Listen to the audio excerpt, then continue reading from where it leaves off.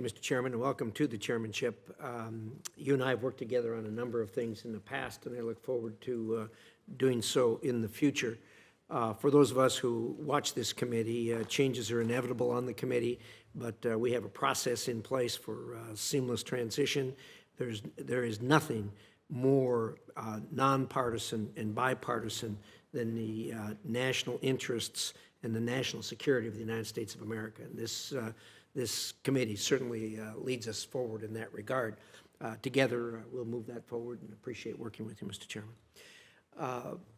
Well, thank you for having this hearing today. And, it is the United States' interest to promote economic freedom, which lifts hundreds of millions of people out of poverty and achieves shared prosperity.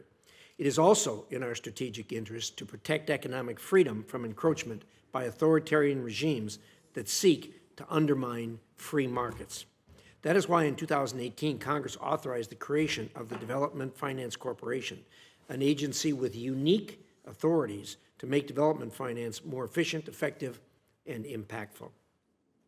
I am concerned, however, about DFC's ability to balance its dual mandate to advance and protect economic freedom, particularly when this administration at times seeks to use the DFC to promote its agenda.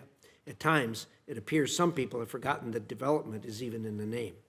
It comes as no surprise that the administration and many of my colleagues are eager to put DFC resources to work in specific regions, favored countries, or hand-picked sectors. But the DFC cannot be everything to everyone all at once. The DFC can play an important role with many other U.S. government agencies in an overall strategy of countering China, but the DFC cannot save the world on its own.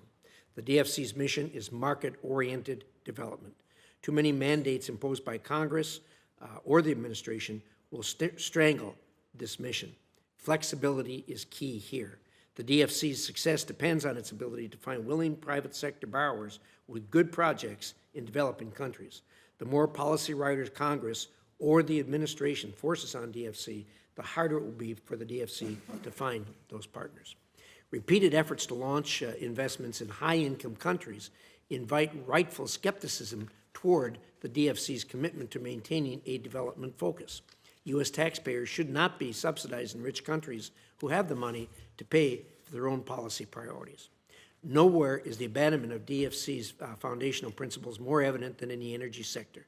Instead of listening to what developing countries want and need, the administration is pushing a zero-carbon mandate that will fail to close the energy gap and will only push other countries closer to China and Russia, who do not impose those mandates.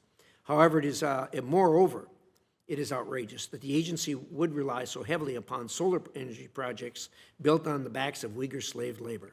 There is no place for slave labor in any DFC-supported projects, indeed for anything that the United States touches, including solar supply chains. The United States cannot compromise its values to achieve messaging-related climate objectives and must continue to make it clear that forced labor is unacceptable. With that being said, there are plenty of opportunities to enhance the DFC's work through creative legislative fixes. I'm eager to hear from the DFC on what it needs to succeed in achieving its mission. Thank you. Thank